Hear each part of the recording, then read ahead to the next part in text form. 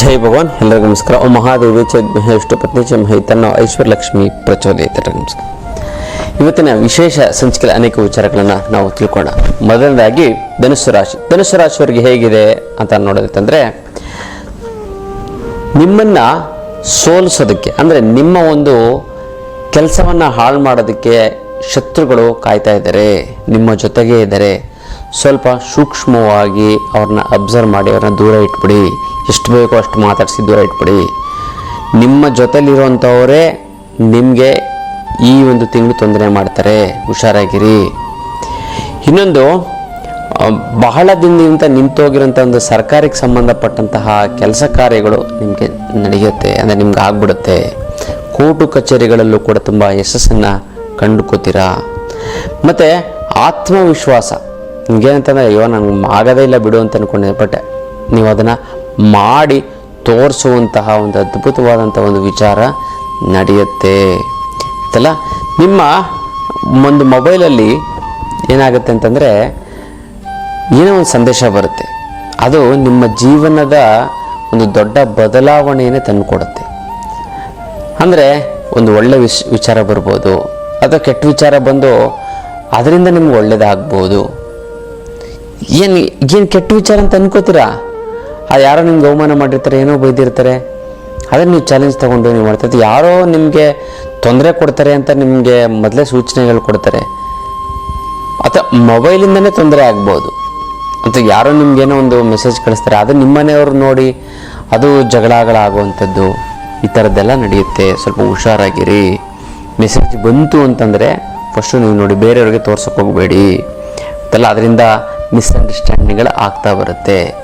ಜೊತೆಗೆ ಯಾವುದೇ ಕಾರಣಕ್ಕೂ ಅಂದರೆ ನೀವು ಈ ಸಿಗ್ನೇಚರ್ ಹಾಕಬೇಕು ಅಂತಂದರೆ ಅಥವಾ ಸಹಿ ಮಾಡಬೇಕು ಅಂತಂದರೆ, ಒಪ್ಪಿಗೆ ಕೊಡಬೇಕು ಅಂತಂದರೆ 1-10 ಸರಿ ಯೋಚನೆ ಮಾಡಿ. ಯಾಕಂದರೆ ಪ್ರತಿಯೊಬ್ಬರಲ್ಲೂ ಕೂಡ ಒಂದು ವೀಕ್ನೆಸ್ ಇರುತ್ತೆ. ಅವ್ರ ಬಿಡು ಒಳ್ಳೆತನ, ಬಿಡು ನಮ್ಮವರು ಅಂದ್ಬಿಟ್ಟು ನೀವು ದುಡ್ಡು ಕೊಟ್ಬಿಡ್ತಾರೆ, ನಾವು 10 ವರ್ಷ ಆದರೂ ಕೊಡಲ್ಲ ಇದು. ಮತ್ತು ಡಾಕ್ಯುಮೆಂಟ್ಸ್ಗಳು ಕಳೆದೋಗೋಂಥ ಒಂದು ಚಾನ್ಸಸ್ಗಳಿರುತ್ತೆ, ಹುಷಾರಾಗಿ ಎತ್ತಿಟ್ಕೊಳ್ಳಿ. ಜೊತೆಗೆ ಈ ಒಂದು ಬಾರಿ ಏನಂತಂದರೆ ವಾಹನಗಳ ಒಂದು ಅಪಘಾತ ಆಗುವಂಥ ಒಂದು ಚಾನ್ಸಸ್ ಇರುತ್ತೆ. ಧನುಸ್ಸು ರಾಶಿಯವರಿಗೆ ತುಂಬ ಕೇರ್ಫುಲ್ ಆಗಿರಿ ಮತ್ತಲ್ಲ. ಮತ್ತು ಇನ್ನೊಂದು, ಒಂದು ಸುಳ್ಳಿನ ವಿಚಾರ ಅಂತಂದರೆ, ಒಂದು ಸುಳ್ಳು ನಿಮ್ಮ ಮನಸ್ಸನ್ನು ಹಾಳು ಮಾಡುತ್ತೆ, ನಿಮ್ಮ ಮನೆಯವ್ರ ನೆಮ್ಮದಿನ ಹಾಳು ಮಾಡುತ್ತೆ. ಹಾಗಾಗಿ ಯಾರೋ ಏನೋ ಒಂದು ಸುಳ್ಳು ಹೇಳಿದ್ರು ಅಥವಾ ನೀವೇ ಸುಳ್ಳು ಹೇಳುವಂಥ ಒಂದು ಪರಿಸ್ಥಿತಿ ಬಂತು ಅಂದಾಗ ಸುಳ್ಳು ಹೇಳಬೇಡಿ, ಮೌನವಾಗಿದ್ಬಿಡಿ. ಅಥವಾ ಯಾವುದೊಂದು ಸುಳ್ಳು ಒಂದು ವಿಚಾರ ಕೇಳಿದ್ರೆ ಪ್ರತ್ಯಕ್ಷವಾಗಿ ನೋಡಿದ್ರೆ ಪ್ರಾಮಾಣಿಸಿ ನೋಡಿ. ಅದನ್ನು ದೊಡ್ಡ ಸಮಸ್ಯೆಗಳಾಗುತ್ತೆ ನಿಮಗೆ, ನಿಮ್ಮ ಕುಟುಂಬದವ್ರಿಗೆ. ತುಂಬ ಎಚ್ಚರಿಕೆಯಿಂದ ಇಡಿ. ಜೊತೆಗೆ ಇನ್ನೊಂದು ಏನಂತಂದರೆ, ಕುಟುಂಬದಲ್ಲಿ ಏನು ಅಂತಂದರೆ ಸಣ್ಣ ಪುಟ್ಟ ಮನಸ್ತಾಪಗಳು ಬರ್ತಾ ಹೋಗುತ್ತೆ. ಕೋರ್ಟು ಕಚೇರಿಗಳ ಒಂದು ವಿಚಾರಗಳು ಚೆನ್ನಾಗಿ ನಡೀತಾ ಹೋಗುತ್ತೆ. ಮತ್ತು ದೊಡ್ಡ ದೊಡ್ಡ ಜವಾಬ್ದಾರಿಗಳು ನಿಮ್ಮ ಬೆನ್ನ ಹೆಗಲ ಮೇಲೆ ಹೇರುತ್ತೆ. ದೊಡ್ಡ ದೊಡ್ಡ ಜವಾಬ್ದಾರಿಯನ್ನು ತೆಗೆದುಕೊಳ್ತೀರ, ಗೊತ್ತಲ್ಲ.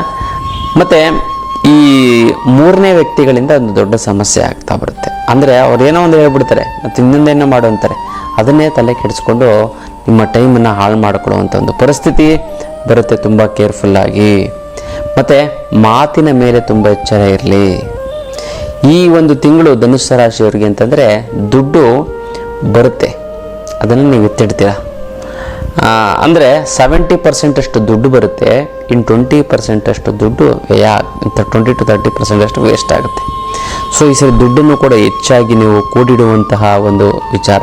ಮತ್ತು ದುಡ್ಡನ್ನು ಯಾವುದೇ ಕಾರಣಕ್ಕೂ ನೀವು ಕೊಡೋಕೆ ಹೋಗಬೇಡಿ. ಮತ್ತು ಈಗ ಆಗಿರೋಂಥ ಒಂದು ಯಾರಿಗೆ ಕೊಟ್ಟಿರ್ತೀರ ಅವ್ರಿಗೆ ದುಡ್ಡು ವಾಪಸ್ಸು ಈ ತಿಂಗಳು ಬರೋದಿಲ್ಲ. ಈ ತಿಂಗಳು ಕೊಟ್ಬಿಡ್ತೀನಿ ಅಂತಾರೆ, ಅವ್ರು ಕೊಡೋದಿಲ್ಲ, 100% ಕೊಡೋದಿಲ್ಲ. ತುಂಬ ಕೇರ್ಫುಲ್ಲಾಗಿ. ಮತ್ತು ಯಾವುದೋ ಒಂದು ದೊಡ್ಡ ಸಲಹೆಗಳನ್ನು ತಗೋಬೇಕು ಅಂತಂದರೆ ದೊಡ್ಡವರ ಒಂದು ಹಿರಿಯರ ಒಂದು ಸಲಹೆಯನ್ನು ತೆಗೆದುಕೊಳ್ಳಿ. ಮತ್ತು ನಿಮ್ಮ ಅನುಭವಸ್ಥರನ್ನ ಸಹಿತ ನೀವು ಒಬ್ಬನೇ ಓನಾಗಿ ನಾನು ಡಿಸಿಷನ್ ತಗೋತು ಅಂತಂದರೆ ನಿಮಗೆ ತೊಂದರೆ ಆಯಿತು ಅಂತಲೇ ತಿಳ್ಕೊಬಿಡಿ. ಜೊತೆಗೆ ಈ ಒಂದು ವಿಚಾರವನ್ನು ನೀವು ಎಚ್ಚರಿಕೆ ವಹಿಸಬೇಕು ಅಂತ, ಯಾರಿಂದ ಎಚ್ಚರಿಕೆ ವಹಿಸಬೇಕು ಅಂತಂದರೆ ಪ್ರಾಣಿಗಳಿಂದ ಒಂದು ಸಮಸ್ಯೆ ಆಗ್ತಾ ಬರುತ್ತೆ. ಅಂದರೆ ನಾಯಿ ಕಚ್ಚುವಂಥದ್ದು, ಅಥವಾ ಏನೋ ಒಂದು ಗೂಳಿ ಗುದ್ದುವಂಥದ್ದು, ಅಥವಾ ಇನ್ಯಾವುದೋ ಒಂದು ಪ್ರಾಣಿಯಿಂದ ಹಾನಿ ಆಗುವಂಥದ್ದು ತುಂಬ ಕೇರ್ಫುಲ್ಲಾಗಿ. ಇದರಿಂದ ಭಾಳಷ್ಟು ಜನ ಏನು ಮಾಡ್ತಾ ಇರ್ತಾರೆ, ತುಂಬ ಒಳ್ಳೆಯ ಅದ್ಭುತವಾದಂಥ ಒಂದು ಯೋಗ ಇರುತ್ತೆ. ಅಂದರೆ ತುಂಬ ಟ್ಯಾಲೆಂಟ್ ಆಗಿರ್ತಾರೆ, ಏನು ಬೇಕಾದರೂ ಮಾಡೋಂಥ ಕೆಪಾಸಿಟಿ ಇರುತ್ತೆ, ತುಂಬ ಚೆನ್ನಾಗಿ ಓದ್ಕೊಂಡಿರ್ತಾರೆ. ಆದರೆ ಜೋಬಲ್ಲಿ ಕಾಫಿ ಕುಡಿಯೋಕ್ಕೂ ಕೂಡ ಒಂದು 10 ರೂಪಾಯಿ ಇರೋದಿಲ್ಲ. ಹಣಕಾಸಿನ ಬಿಕ್ಕಟ್ಟು, ಸಾಲದ ಹೊರೆ, ಗೊತ್ತಲ್ಲ, ಏನು ಮಾಡಬೇಕು ಅಂತ ಯೋಚನೆ ಮಾಡ್ತಾರೆ. ಅಂಥವರು ಒಂದು ಸರಿ ನನ್ನ ಬಂದು ನೇರವಾಗಿ ಭೇಟಿ ಆಗಬೇಕು. ಸಂಸಾರದಲ್ಲಿ ತುಂಬ ಒಂದು ಸಮಸ್ಯೆಗಳು ಜಾಸ್ತಿ ಆಗಿಬಿಡುತ್ತೆ. ಇದ್ದಕ್ಕಿದ್ದಂಗೆ ಜಗಳ ಆಗ್ಬಿಡುತ್ತೆ. ಆ ಜಗಳ 6 ತಿಂಗಳು ವರ್ಷದವರೆಗೂ ನಡ್ಕೊಂಡು ಹೋಗುತ್ತೆ. ಗಂಡ ಹೆಂಡತಿಗೆ ಜಗಳ, 10-15 ವರ್ಷ ಸಂಸಾರ ಮಾಡಿರ್ತಾರೆ, ಡೈವರ್ಸ್ ಕೊಡು ಅಂತ ಕೂತ್ಕೊಳ್ಬಿಡ್ತಾರೆ. ಇದೆಲ್ಲ ತುಂಬ ತೊಡ್ಕೋಗ. ಅದಕ್ಕೋಸ್ಕರ ಏನಕ್ಕೆ ಅಂತಂದರೆ, ನಿಮ್ಮ ಒಂದು ಗುರುಗಳನ್ನು ನೀವು ಭೇಟಿಯಾಗಿ ನೀವು ಜಾತಕವನ್ನು ಒಂದು ಸ್ವಲ್ಪ ತೋರಿಸ್ಕೊಂಡು ಮತ್ತು ಹೇಗಿದೆ ನಮ್ಮ ಟೈಮು ಅಂತ ತಿಳ್ಕೊಳ್ಳಿ. ಯಾಕೆಂದರೆ prevention is better then cure ಅಂತಂದ ನನಗೆ ಮುಂಚಿತವಾಗಿ ಸಮಸ್ಯೆಗಳನ್ನು ಬರೋದನ್ನು ತಡೆಯೋದಕ್ಕೆ ಒಂದು ಅನುಕೂಲ ಆಗುತ್ತೆ. ಖಂಡಿತವಾಗ್ಲೂ ಕೂಡ ಜಾತಕ ತೋರಿಸ್ಕೊಳ್ಳಿ. ಅಕಸ್ಮಾತ್ ಇಲ್ಲ ಅಂತಂದರೆ ಕವಡೆ ಶಾಸ್ತ್ರವನ್ನು ಹಾಕಿ ನಾನು ನೋಡಿ ಹೇಳ್ತೀನಿ. ಅಕಸ್ಮಾತ್ ಅದು ಆಗಿಲ್ಲ ಅಂತಂದರೆ ನೀವು ಆನ್ಲೈನಲ್ಲಿ ಅಂತಂದರೆ ನೀವು ನನ್ನ ಒಂದು ಫೋನಲ್ಲಿ ಕಾಂಟ್ಯಾಕ್ಟು ಕೂಡ ನೀವು ಮಾಡ್ಬೋದು. ಫೋನ್ ಕಾಂಟ್ಯಾಕ್ಟ್ ಮಾಡಿ ಫೋನಲ್ಲೂ ಕೂಡ ನೀವು ನಿಮ್ಮ ವಿಚಾರವನ್ನು ನೀವು ತಿಳ್ಕೊಳ್ಳೋಕೆ ಹೋಗ್ಬೋದು. ಜೊತೆಗೆ ಮಕ್ಕಳಿಂದ ಒಂದು ಮನಸ್ತಾಪ ಆಗ್ತಾ ಬರುತ್ತೆ ಧನುಸ್ಸು ರಾಶಿಯವರಿಗೆ. ಅದಲ್ಲ, ಮಕ್ಕಳಿಂದ ಸ್ವಲ್ಪ ತುಂಬ ಸಮಸ್ಯೆ. ನೀವು ಏನು ಮಾಡಬೇಕು ಅಂದರೆ, ಹಸುವಿಗೆ ನೀವು ಹುಲ್ಲನ್ನು ತಿನ್ನಿಸ್ಬೇಕು. ಗೋಗ್ರಾಸ ಅಂತ ಹೇಳ್ತಾರೆ. ಯಾಕಂದರೆ ಈ ಹಸುವಿಗೆ ಹುಲ್ಲನ್ನು ತಿನ್ನಿಸೋದ್ರಿಂದ ದೇವತೆಗಳು ಏನು ಉಗ್ರ ಸ್ವರೂಪರಾಗಿರ್ತಾರೆ. ಈ ದೇವತೆಗಳು ರಾಕ್ಷಸರು ಏನು ಅಂತಂದರೆ, ದೇವತೆಗಳ ಒಂದು ನಮ್ಮ ದೇಹದಲ್ಲಿ ದೇವರು ಇರಬೇಕು ಅಂದರೆ ದೆವ್ವ ಇರಬೇಕು. ಅಂದರೆ ಪಾಸಿಟಿವ್ ಇರಬೇಕು, ನೆಗೆಟಿವ್ ಇರಬೇಕು.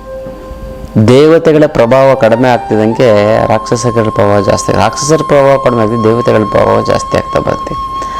ಸೊ ಇದರಿಂದ ಏನಾಗುತ್ತೆ ಅಂತಂದರೆ, ನೀವು ಗೋಗ್ರಾಸ ಮಾಡ್ತಂದ್ರೆ ನಿಮ್ಮಲ್ಲಿರುವಂಥ ಕರ್ಮಗಳನ್ನೆಲ್ಲ ಆ ಹಸು ತಿಂದುಬಿಡ್ತವೆ. ಅದಕ್ಕೆ ಗೋಮಾತೆ ಅಂತ ಕರಿತೀವಿ. ಹಾಗಾಗಿ ಹಸುವಿಗೆ ಹುಲ್ಲನ್ನು ತಿನ್ನಿಸಿ.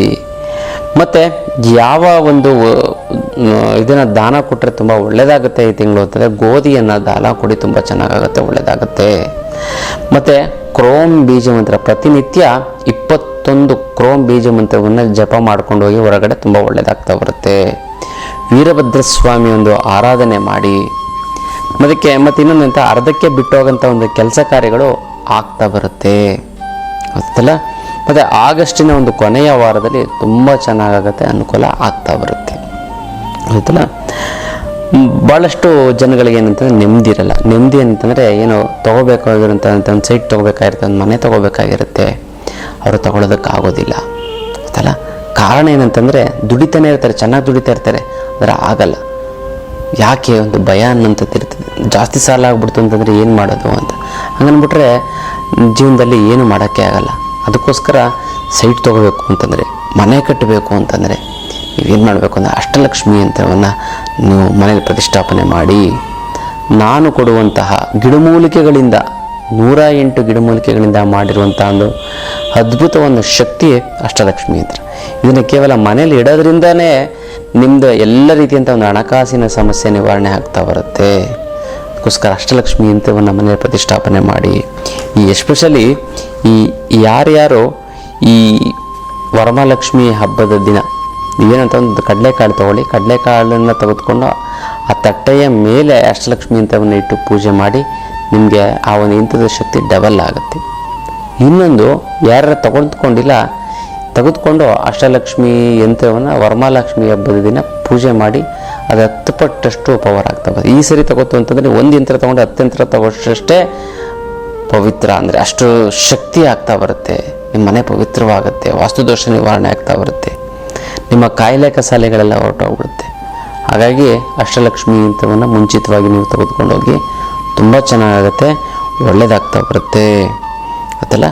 ಇನ್ನೊಂದು ಮೇಯ್ನಾಗಿ ಈ ಸಾಮಾಜಿಕ ಜಾಲತಾಣಗಳಲ್ಲಿ ಮಾಡಿರೋಂಥ ಒಂದು ಪೋಸ್ಟ್ ಅಥವಾ ಒಂದು ಕೆಲಸ ನಿಮಗೆ ತೊಂದರೆಯನ್ನು ಮಾಡಿಕೊಡುತ್ತೆ. ಯಾರಿಗೋ ಕಮೆಂಟ್ ಹಾಕಿರ್ತೀರ ಅಥವಾ ಯಾರಿಗೋ ಒಂದು ಇದನ್ನು ಮಾಡಿರ್ತೀರ, ಅದು ನಿಮಗೆ ತೊಂದರೆಯನ್ನು ಮಾಡುತ್ತೆ. ತುಂಬ ಕೇರ್ಫುಲ್ಲಾಗಿ ಇರಿ. ಜೀವನ ಅಂದಮೇಲೆ ತುಂಬ ಏರಿಳಿತಗಳು, ಬರೀ ಮನೆ ಮಠ ಇದು ಮತ್ತು ಕೆಲಸ ಕಾರ್ಯಗಳು ಅಂತ ಬ್ಯುಸಿ ಆಗಿಬಿಡ್ತು ಅಂತಾರೆ. ಜೀವನದಲ್ಲಿ ಖುಷಿ ಅನ್ನುವಂಥದ್ದೇ ಇರೋದಿಲ್ಲ. ಅದಕ್ಕೋಸ್ಕರ ನೀವು ಪುಣ್ಯಕ್ಷೇತ್ರಗಳ ಒಂದು ದರ್ಶನ ಮಾಡಬೇಕು, ಆಧ್ಯಾತ್ಮಿಕತೆಯಲ್ಲಿರಬೇಕು. ನೀವು ಆಧ್ಯಾತ್ಮಿಕತೆಯಲ್ಲಿ ಲಿಂಗಿರೋದು ಅಂತಂದರೆ ಪುಣ್ಯಕ್ಷೇತ್ರಗಳು. ಮತ್ತು ಈ ಪುಣ್ಯಕ್ಷೇತ್ರ ಅಂತಂದರೆ ದೇವರುಗಳು ಇರುವಂತಹ ಒಂದು ಜಾಗ, ಜೇನುಗಳು ಇದ್ದಂತಹ ಜಾಗಕ್ಕೆ ನಾವು ಭೇಟಿ ಕೊಟ್ಟಾಗ ನಾವು ಆಧ್ಯಾತ್ಮಿಕತೆ ಅನ್ನೋಂಥದ್ದು ಬೆಳೀತೆ. ಅದರಿಂದ ನಮ್ಮ ಕರ್ಮಗಳು ದೂರ ಆಗ್ತಾ ಬರುತ್ತೆ, ಮನಸ್ಸು ಸಂತೋಷ ಆಗುತ್ತೆ, ಆನಂದ ಆಗುತ್ತೆ, ಉಲ್ಲಾಸ ಆಗುತ್ತೆ. ಅದಕ್ಕೋಸ್ಕರ ನೀವಂಥ ಪುಣ್ಯಕ್ಷೇತ್ರಗಳಿಗೆ ಭೇಟಿ ಕೊಡಿ ಅಲ್ಲ. ನಾವು ಆಧ್ಯಾತ್ಮ ಪಯಣ ಅಂತ ಮಾಡ್ತಾಯಿದ್ದೀವಿ.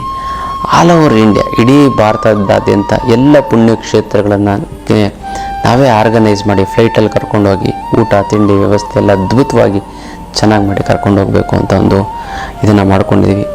ಯಾರು ನಮ್ಮ ಜೊತೆ ಒಂದು ಆಧ್ಯಾತ್ಮ ಪಯಣವನ್ನು, ದೈವಿ ಶಕ್ತಿ ಇರೋವಂಥದ್ದು ಆಧ್ಯಾತ್ಮ, ಬೇರೆಲ್ಲ ಟೂರ್ಗೆ ಹೋಗ್ತೀರಾ, ದರ್ಶನ ಮಾಡ್ಕೊಳ್ತೀರಾ, ಬರ್ತೀರಾ. ಆದರೆ ಗುರುಗಳ ಒಂದು ಮಾರ್ಗದರ್ಶನದಲ್ಲಿ ಹೋಗ್ತು ಅಂತಂದರೆ ನಿಮಗೆ ಯಂತ್ರ ಮಂತ್ರ ತಂತ್ರ ಅದೆಲ್ಲ ವಿಚಾರಗಳು ಗೊತ್ತಾಗುತ್ತೆ. ಯಾವ ರೀತಿ ದೇವರನ್ನು ಪ್ರಾರ್ಥನೆ ಮಾಡಿದ್ರೆ ನಿಮ್ಗೆ ಅನುಕೂಲ ಆಗುತ್ತೆ ಅಂತ ನಾವು ತಿಳಿಸ್ಕೊಡ್ತಾ ಇರ್ತೀವಿ. ಅದಕ್ಕೋಸ್ಕರ ಇದು ಆಧ್ಯಾತ್ಮ ಪಯಣ ಅಂತ. ನೀವು ಯಾರ್ಯಾರು ಆಧ್ಯಾತ್ಮ ಪಯಣಕ್ಕೆ ಇಂಟ್ರೆಸ್ಟ್ ಇದ್ದೀರೋ ಅವರು ನಿಮ್ಮ ಹೆಸರನ್ನು ನೀವು ಫೋನ್ ಮಾಡಿ ತಿಳಿಸಿ. ಅದನ್ನು ನಾವು ಬರ್ಕೊಂಡು ನಾವು ಯಾವುದೇ ರೀತಿಯಂಥ ಒಂದು ಆಧ್ಯಾತ್ಮ ಪಯಣಕ್ಕೆ ನಿಮಗೊಂದು ಮೆಸೇಜ್ ಕಳಿಸ್ತೀವಿ, ನೀವು ಅದಕ್ಕೆ ಖಂಡಿತವಾಗ್ಲೂ ಕೂಡ ಬರ್ಬೋದು. ಹಾಗಾಗಿ ಆಧ್ಯಾತ್ಮ ಪಯಣದ ಒಂದು ಶಕ್ತಿ ಇದಾಗಿದೆ. ಜೊತೆಗೆ ಈ ಧನುಸ್ಸು ರಾಶಿಯವ್ರಿಗೆ ಏನಂತಂದರೆ, ಒಂದು ವಸ್ತು ತುಂಬ ಇಷ್ಟವಾಗಿರೋಂಥ ಒಂದು ವಸ್ತು ಕಳೆದು ಹೋಗುವಂಥ ಒಂದು ಚಾನ್ಸಸ್. ಮೊಬೈಲ್ ಆಗಿರ್ಬೋದು, ಡೈರಿ ಆಗಿರ್ಬೋದು, ತುಂಬ ಕೇರ್ಫುಲ್ಲಾಗಿಟ್ಟು ಯಾವ್ದಾರ ಒಂದು ವಸ್ತು ನಾನು ಬೀರಿನಲ್ಲಿ ಬೀಗ ಹಾಕಿ ನೀಟಾಗಿ ಮಡಗಿ ಒಂದು ಕಡೆ ಎತ್ತಿಡಿ ಬೀಗನ. ಇಲ್ಲ ಅಂತಂದರೆ ಕಳೆದು ಹೋಗೋ, ದುಡ್ಡು ಕಳ್ಕೊಬೋದು, ಒಡವೆ ಕಳ್ಕೊಬೋದು. ಈ ತಿಂಗಳು ಆಗುತ್ತೆ, ತುಂಬ ಹುಷಾರಾಗಿರಿ, ಕೇರ್ಫುಲ್ಲಾಗಿರಿ. ಅದಕ್ಕೋಸ್ಕರ ಅದಾಗಬಾರ್ದು ಅಂತಂದರೆ ಆದಷ್ಟು ಬಿಳಿ ಬಣ್ಣದ ವಸ್ತ್ರವನ್ನು ಧರಿಸಿ, ತುಂಬ ಚೆನ್ನಾಗಾಗುತ್ತೆ, ಒಳ್ಳೆಯದಾಗ್ತಾ ಬರುತ್ತೆ. ಮತ್ತು ಮಲ್ಲಿಗೆ ಹೂವನ್ನು ನೀವು ದೇವರಿಗೆ ಮುಡಿಸಿ, ತುಂಬ ಚೆನ್ನಾಗಾಗುತ್ತೆ.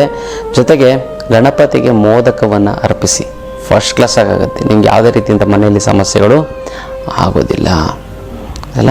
ಹಾಗೆ ಅದನ್ನು ಮಾಡ್ಕೊಳ್ಳಿ. ಮತ್ತು ನಾವು ಆನ್ಲೈನ್ ಕ್ಲಾಸನ್ನು ಮಾಡ್ತಾಯಿದ್ದೀವಿ, ಹಣವಶೀಕರಣದ ಆನ್ಲೈನ್ ಕ್ಲಾಸನ್ನು ಮಾಡ್ತಾಯಿದ್ದೀವಿ.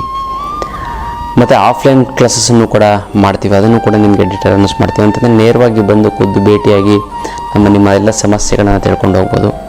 ಆ ಥರದ್ದು ಒಂದು ವ್ಯವಸ್ಥಿತವಾಗಿ ಇಲ್ಲೇ ಬೆಳಗ್ಗೆಯಿಂದ ಸಂಜೆವರೆಗೂ ಊಟದ ಒಂದು ವ್ಯವಸ್ಥೆ ಇರುತ್ತೆ. ವಸತಿ ವ್ಯವಸ್ಥೆ ನೀವು ಮನೇಲಿ ಮಾಡ್ಕೊಳ್ಳಿ, ನೀವು ಅಂದರೆ ಬೇರೆ ಕಡೆ ಮಾಡ್ಕೊಳ್ಳಿ. ಎಲ್ಲ ಬೆಳಗ್ಗಿಂದ ಸಂಜೆವರೆಗೂ ಸಂಪೂರ್ಣವಾಗಿ ಎಲ್ಲ ರೀತಿ ಯಂತ್ರ ಮಂತ್ರ ತಂತ್ರ, ಜನವಶೀಕರಣ ಧನವಶೀಕರಣ ಎಲ್ಲ ವಿಚಾರವನ್ನು ನೀವು ಹಣವಶೀಕರಣದ ಒಂದು ಕ್ಲಾಸಲ್ಲಿ ನೀವು ತಿಳ್ಕೊಂಡು ಹೋಗ್ಬೋದು. ಮತ್ತು ಆನ್ಲೈನ್ ಕ್ಲಾಸು ಕೂಡ ನೀವು ಅದರಲ್ಲಿ ಅಟೆಂಡು ಮಾಡಬಹುದು ಅದಲ್ಲ. ಆ ಥರ ಎರಡು ರೀತಿ ಅಂತ ಒಂದು ಆಪ್ಷನ್ ಇರುತ್ತೆ. ನೀವು ಹೆಸರನ್ನು ಕೊಟ್ಟು ಬರೆಸಿ, ತುಂಬ ಚೆನ್ನಾಗಾಗುತ್ತೆ, ಒಳ್ಳೆಯದಾಗ್ತಾ ಬರುತ್ತೆ. ಕೆಲಸ ಕಾರ್ಯಗಳಲ್ಲಿ ಧನುಸ್ಸು ರಾಶಿಯವರು ಯಾವುದೇ ಕಾರಣಕ್ಕೂ ನೀವು ಸೋಮಾರಿತನ ತೋರಿಸೋ ಆಗಿಲ್ಲ. ಸೋಮಾರಿತನ ತೋರಿಸು ಅಂತಂದರೆ ನಿಮಗೆ ಆ ಕೆಲಸ ಕಾರ್ಯಗಳು ಆಗೋದಿಲ್ಲ. ಹಾಗಾಗಿ ನೀವು ಲಲಿತ ಸಹಸ್ರನಾಮವನ್ನು ಕೇಳಿಕೊಂಡು ಮತ್ತು ಪ್ರತಿನಿತ್ಯಕ್ಕೆ ಹೇಳಿ, ಇಲ್ಲ ಹಂಗಂತಂದರೆ ನೀವು ಅದನ್ನು ಕೇಳಿಕೊಂಡು ಮಲ್ಕೊಳ್ಳಿ, ತುಂಬ ಚೆನ್ನಾಗಾಗುತ್ತೆ. ನಿಮ್ಗೆ ಯಾವುದೇ ರೀತಿ ಸಮಸ್ಯೆಗಳು ಆಗೋದಿಲ್ಲ. ಯಾರಿಗೂ ಒಳ್ಳೇದಾಗಬೇಕು ಅಂತ ಅಂದ್ಕೊಂಡಿದ್ರೆ ಧನುಸ್ಸು ರಾಶಿ ನಾನು ಸಂಕಲ್ಪ ಮಾಡ್ತೀನಿ, ಆ ಸಂಕಲ್ಪ ಮಾಡಬೇಕು ಅಂತಂದರೆ ನೀವು ಒಂದು ಕಮೆಂಟನ್ನು ಹಾಕಿ, ಏನಂತಾನೆ, ಅಮ್ಮ ಮಹಾಲಕ್ಷ್ಮಿ ನಿನ್ನ ಆಶೀರ್ವಾದ ಸದಾ ನನ್ನ ಮೇಲೆ ಇರೋದಕ್ಕೆ ನಿನ್ನ ಶತಕೋಟಿ ನಮಸ್ಕಾರ ಅಂತ ಕಮೆಂಟ್ ಮಾಡಿ ಕಳಿಸಿ. ನಾನು ಸಂಕಲ್ಪವನ್ನು ಮಾಡ್ತೀನಿ, ತಂತ್ರವನ್ನು ಮಾಡಿ ನಾನು ಹೇಳಿರುವಂಥದ್ದು ಒಂದಕ್ಕೊಂದು ಸೇರಿ ತುಂಬ ಚೆನ್ನಾಗುತ್ತೆ, ಒಳ್ಳೆಯದಾಗ್ತಾ ಬರುತ್ತೆ. ಇದು ವಿಶೇಷವಾದಂಥ ಒಂದು ಧನುಸ್ಸು ರಾಶಿಯ ಒಂದು ಆಗಸ್ಟ್ ತಿಂಗಳ ಭವಿಷ್ಯ. ಇನ್ನಿಷ್ಟು ವಿಚಾರ ತಿಳ್ಕೊಳ್ಳೋಣ ಮುಂದಿನ ಸಂಚಿಕೆಯಲ್ಲಿ. ಅಲ್ಲಿವರೆಗೂ